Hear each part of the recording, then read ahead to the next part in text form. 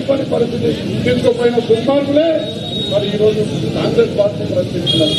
రైతు బంధు ఇవ్వడం కోసం ఓఆర్ఆర్ 30 సంవత్సరాల నీళ్లను అమ్ము పడేసిన మరి దుర్మార్గులే ఈరోజు కాంగ్రెస్ ప్రభుత్వాన్ని ప్రశ్నిస్తా ఉన్నారు.